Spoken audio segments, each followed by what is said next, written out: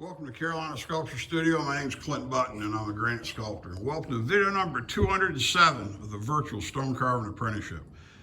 All right, we've got some questions about just the stone in general and what I'm removing and what's there and what needs to be carved and everything else. And I wanted to show you a few things because it's easy for me to remember how big the stone is. But not everyone sees all of this in the video because I don't move the camera in certain ways. And so I wanted to show y'all that we're curious about stone mass and how much and what was there and what was being done so you can understand it. Now, see if we can go to the side here. I don't really know that we can. But see, that's 8 inches, you know, from here to here, that's 8 inches of stone. And then this comes out another, you know, up top, that's 8 inches. Now I'm gonna, if you hear a big crash, it's me falling off the ladder. Okay, let's see how this works. Okay, this is, you know, looking down, top of her head. This is the center line right here, and there's 8 inches in the back, okay? And then this, see if I can do this. This is going to go back to about 6 inches thick right here at the middle. It may not have to go back quite that far. This is still, and then this will go over. Let's see if we can get this roughly where it is. It's roughly right there. This is going to go there. And then it's only going to go in a little ways, and then it's going to start this alcove that goes back. And then this has to go all the way over here. The die portion comes to over in this area somewhere. You know, whatever distance this is the center line. So it'll be this much further. So it's going to go over about this far. Okay, this will be 8 inches here. Let's see if we can make this work. Okay. That's 8 inches right there. So my eyes are pretty good. That's 8 inches right there. And then this is going to come off. So we've got the die portion. And this is approximate. I got to do a pattern. But see, there's going to be that much. So see, there's still another couple of inches behind her head, and there's going to be all this room here for the wings. And see, right now this mass comes up, and this could go up to, in this area. See, this is part of why I want to cut all this off, is because I'm setting tools up here. This is going to come off about like this at the highest point. Okay, so I still got a ton of room right here for her wing. Okay, then her wing will be outboard of her head. You know, there's still going to be a big gap here. So there's going to be room where this goes down and comes back to her shoulders so that it shows. I haven't taken off anything that I'm worried about, okay, because the wings have to be behind her, right? They don't grow out of the top of her shoulder, okay? And so this will go back, and this will end up turning here as we round her shoulder over, and then there'll be room for the wings, okay, in the back. But that's how big this stone is, okay, is that this is still all stone that's got to come off. And then that whole corner notches off. That whole side's going to go away. You know, you take a great big piece off right there that's going to weigh several hundred pounds. We'll drill it off and then rig it off with a crane because it'll be way bigger than I can pick up. But you can see her wings aren't massive, you know, there. And so a lot of this has got to tune down. I'm gonna go down, I think I showed you how much stone there is. And as far as this being fragile, I'm not pounding on it. I'm not up here beating on it. I want this in order to be able to lay a straight edge down to square up this edge of the stone that's going to be exposed. And then that will cut off at the very end.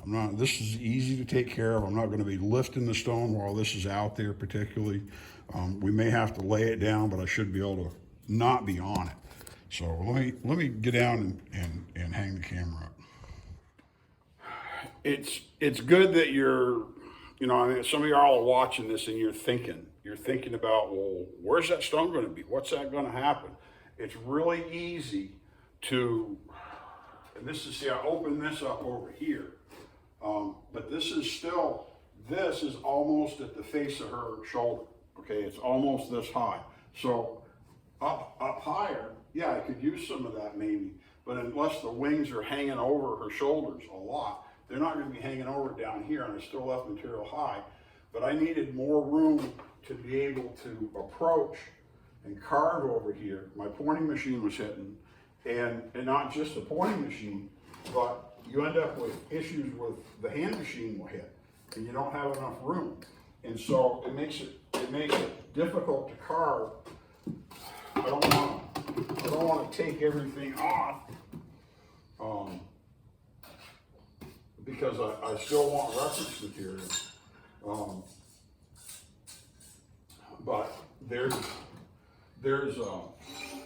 you know, there's a certain amount of this that you've got to do, that you've got to understand. This looks like a really big chunk of stone hanging out, because it is. And I'll take off 2/3 of it when I get ready to cut it off, but I don't even cut it off yet. And so it's coming really well. I've tried to leave this really fat beside her so that as these wings and feathers are developed, there's plenty of material there to make sure the feathers aren't just a flat surface with a little bit of detail on them. I want them to really look like they're feathers, and to have some shape like the model, and then down here to have these long feathers that sweep out.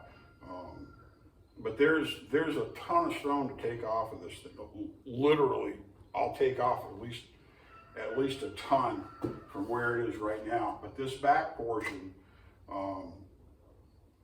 don't want to say it's a technique that I use a lot because I can sell it. Getting a really large piece of stone for a statue and designing it and making it fit, and you know, with especially like an angel with wings that are going to be exposed and out there in the open, they're difficult to carve. It's hard to get quality the stone with the right grain orientation, but it's also really difficult to sell it because there's so much risk involved. And see, if I carve these wings just like on a full round statue, they'd be so dangerous that it'd be crazy. It'd be hard to hold, hard to rig, hard to pick up, hard to do all this stuff. And by doing them on the background, on the ground like this, they're infinitely stronger, okay?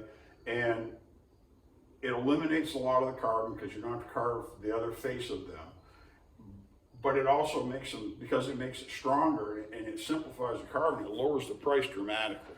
And you know, if you can sell the absolute most expensive stuff out there, great, go for it. I love it. Most of my customers wince. I don't think I've ever had a customer say, "Wow, that was cheap, Button.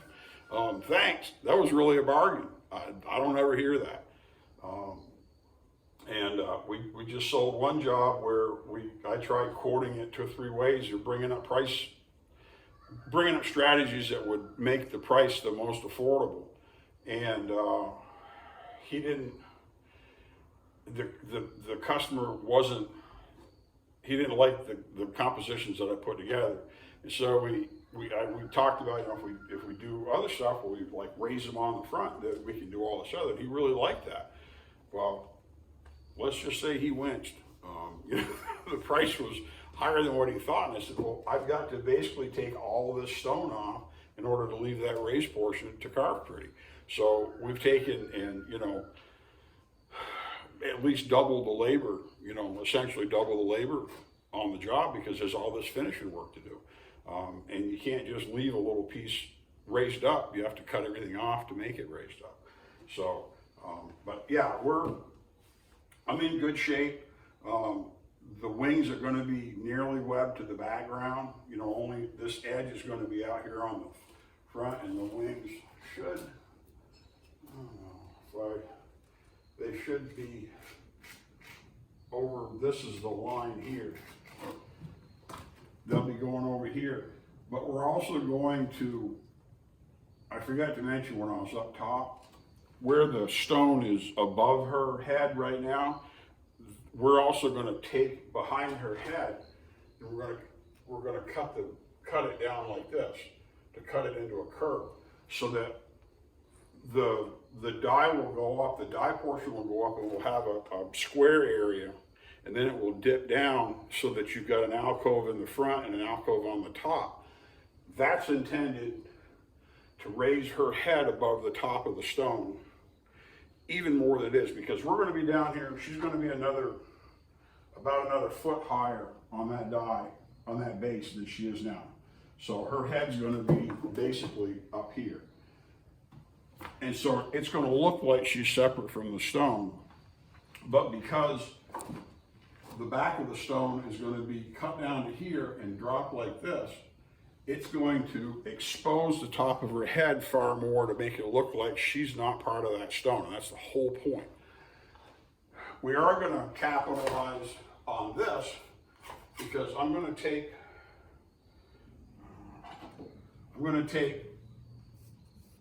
and basically the wings are going to be up above as high as I can make them above that stone. So the wings are going to be even taller than the top of that stone. Her head is going to be, you know, in front of a cutaway or a drop down in the back. So there's going to be a lot going on up top here to help separate her from the mass of the stone. And that's all by design. The only thing I didn't do by intent when we ordered and designed the job was to have this raised above, because I didn't know I was going to have that extra stone. I'll have to cut these back to about where the wings are going to be, and then develop the same height all the way across from the joint, because this goes up here, and I probably won't be able to go, you know, well, whatever this is over here. This is about 1.5 inches, and so I want to be able to go 1.5 inches over here high, and which is pretty close to where I drew it right there. And so, but she's going to have, there's going to be a lot going on at the top, and understanding this, because I've used this technique many times in my portfolio to do an open top style niche, because it lights the job up and makes it look like it's a little statue. And it gives people a way to have more bang for their buck with a relatively simple treatment. And it really changes versus being in a niche with you know, stone above. It just illuminates everything. So, but it's coming really well. And there's still a lot to do, a lot of stone to take off. And I like leaving these references. We've got, there's other stones waiting that I'm trying to get this done to get to do everything, that will have raised carvings on them. And I will panel, I got to do a bunch of panel work on, but I'll leave raised material as reference material so that I can have a really perfect stone. When you look at a stone and it's crooked, when you look at what's supposed to be flat and they're literally like this. One is twisted, one is deep, one is high. It wanders as it meets the figure, where it isn't changing because of when you look at something that's supposed to be a representation of something that's real, you don't want to see the background be all crooked. And there's a lot of, even masters, there's a lot of carvers out there, a lot of sculptors, and even some master sculptors that are brilliant sculptors, but they don't know how to do a panel. They don't know how to do a nice ground. And when somebody that's educated or that's trained that can actually do it looks at it, we're disappointed, because you could go through and there's always this weirdness about it when you look at it, something you just can't quite put your finger on. That's what I talk about visual noise. You could give that stone to someone like me, and I go through and I make that background perfectly flat, perfectly square, perfect, so it's plumb, so it's vertical, so it's not tipped like this, tipped like that, or twisted and tipped. I'd make it perfectly plumb, flat, square, whatever. And now all of a sudden, your mind will look at that, and you will see that that's an architectural element. You won't look at it and, because you don't go and see walls on buildings that are all crooked, twisted. You don't see columns in front of a house and one of them's like this and one of them's like this and say, yeah, that looks great. You want them to be exactly phased, parallel, whatever. They're supposed to be vertical, plumb, everything's supposed to be right. And so when you do that with a stone like this, that architectural aspect of it, that element is understood in your mind, and it does it disappears from scrutiny, because you don't have to understand it, because it makes sense. And then you can concentrate on the figure, and it makes the figure look more alive and organic, because it is different and moving. It's not a flat square something with the stone. So, but all of this is still only 8 inches. Remember, I've got this.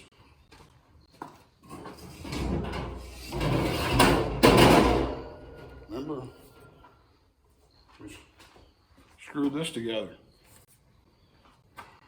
And it doesn't matter if I come off the back. I go, all right, so that's about an inch deep. That's like 8 3/4 right there at the deepest spot. So that's still got almost an 1.5 inches to go back, theoretically, to the background. So that's close to where the feathers will be, the back of her shoulder will be. It'll go back a little bit more. It won't have to go a lot.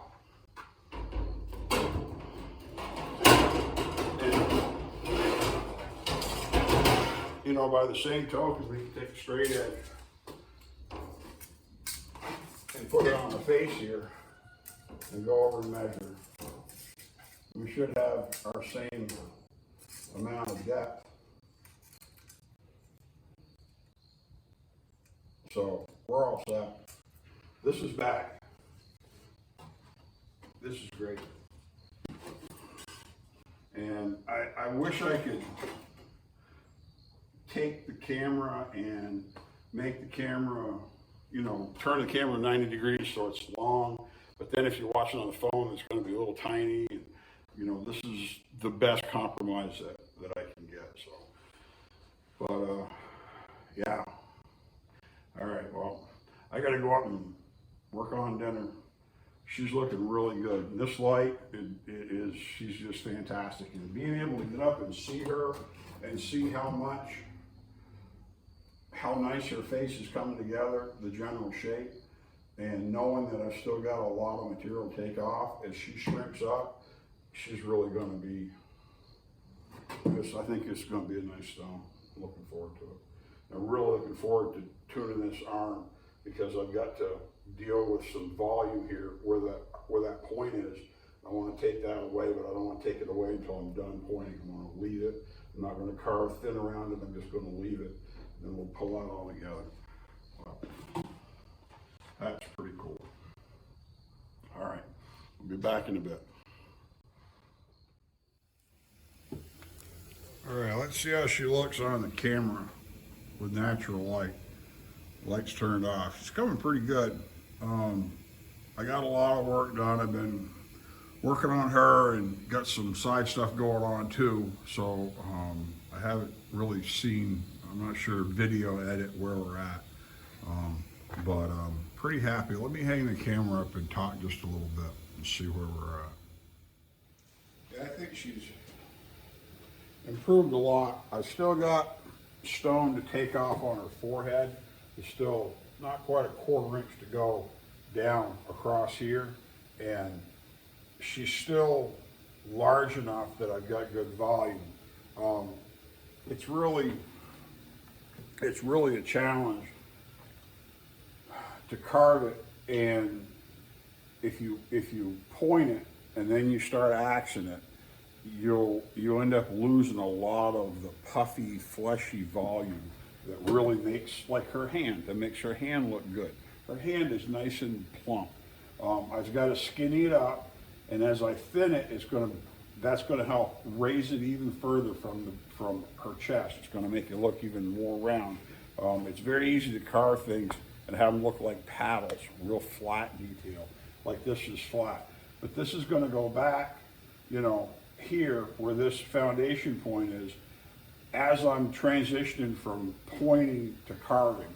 I'm just about done with the pointing aspect of her.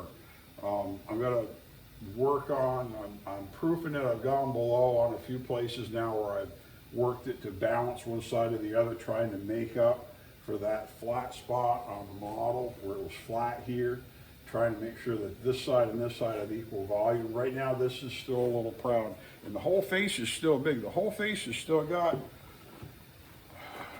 I don't know if it's got 1/8 of an inch. In a lot of places it does, because there's still points that are 1/8 of an inch deep, and those are still bigger than the model because I stayed up. So I've still got material off, so her head's gonna continue to shrink. Something that is really, you really have to pay attention to as you're doing this.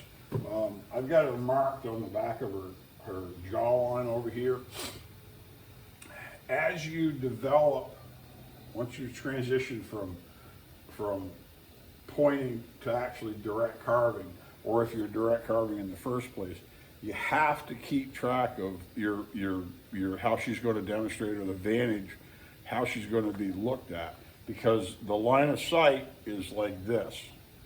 Okay, it's not here, and it's absolutely not here. When I'm standing up here and I'm carving, I'm doing everything really good, nobody's ever going to look at it from here unless I take a ladder to the cemetery and get up and look at it. Everybody is going to be down here like this, looking at it, and they're going to be looking up, and so you've got to keep track of detail like this line under her chin, and how her neck relates to her jaw on both sides. There's things like that if you take stone off the wrong way, now you're really in trouble. She's going to end up having this weird looking neck, or her head's going to be jutted way out from her neck, or it's going to be cocked to one side. So it's important, even though I very accurately shot it, and it still is looking good as I carve it. You know, as this reduces, you've got to keep track of where everything is and make sure it looks good, because we're going to be looking at her like this. You know, like I said, her head's still big, keeps getting smaller, keeps getting smaller. As it gets small, I try not to thin her cheeks too much, because her mouth is going to narrow up quite a bit. As I carve this detail, something that I don't do, I can lower where this line is for her lip. I can take a tool and go like this. What I don't want to do is sink a line between her lips, because then I can't raise her bottom lip up if I want to, if I'm trying to shrink her face a bit, which I am. So I don't want to undercut material between, you know, the upper and lower lip, above the nostrils. I don't want to commit there. I want to leave some room so I've got some flexibility to go up. And and that will allow me the chance to go up, and then in the end, it'll also allow me a chance to have fleshy, full, lips that look more real, that look more like a real hand than than a glove or some fake hand. Okay, I'm not going to put veins on the back of the hand. That's a man thing, and I don't always do that. You can do it if it's big enough, but if you can't do it really well, you're better off to just smooth the hand off and make it, not have a bunch of veins on it. But as all this changes, it's going to make her head, it's going to make it look even better. I did take a little bit off, and kind of almost out of frame. When I was sitting down here looking up and trying to work on her jawline to try to start getting that in shape so that it stays in shape, I did take some of this material off that I'd marked, and that helps her thigh look more appropriate. I didn't dive into this fold a lot. I need to. I'm really looking forward to carving her. I did want to mention, I haven't taken anything off this arm yet, like I marked, I don't know, a couple videos ago, I forget. Because I don't want to commit it yet. I've got to get this shoulder in place. I can see from her collar that this is still quite tall. And as I develop this shoulder, the position of this shoulder, how forward or deep it is, will dictate how long her upper arm is, which will dictate where her elbow goes to. Okay, you can't do just one and then make everything else fit. You got to make all of it go together. The length of her arm, upper arm, and forearm are generally related to the size of her head. Because you can draw them, and this is about a head, and this is about a head. And so you want to make sure that you don't make this look really short and then have a big head or a long forearm and a short upper arm, or vice versa. You want everything to come together so it just balances. She will be a big angel. I've mentioned this in the past. It's hard to do big female figures. Once they get past, mid 5 foot, 5'2", 5'3", once they start getting 5'5", and taller, they're big. I mean, if you know a woman that's 5'7" or 5'10" or 6, she's not a little tiny girl. She's not little bitty. There's a lot to her. And for this figure to look lifelike, if we make her really thin, she's going to look really gaunt and emaciated, and that doesn't help. So, but I'm really happy with the way she's looking. In the natural light, I think it looks like she's coming pretty well. So it's going to be quite a stone. All right, I think we can go ahead and wrap this video up and get on to the next one. My name's Clint Button. I'm a granite sculptor here at Carolina Sculpture Studio with the Virtual Stone Carving Apprenticeship. Thanks for coming in.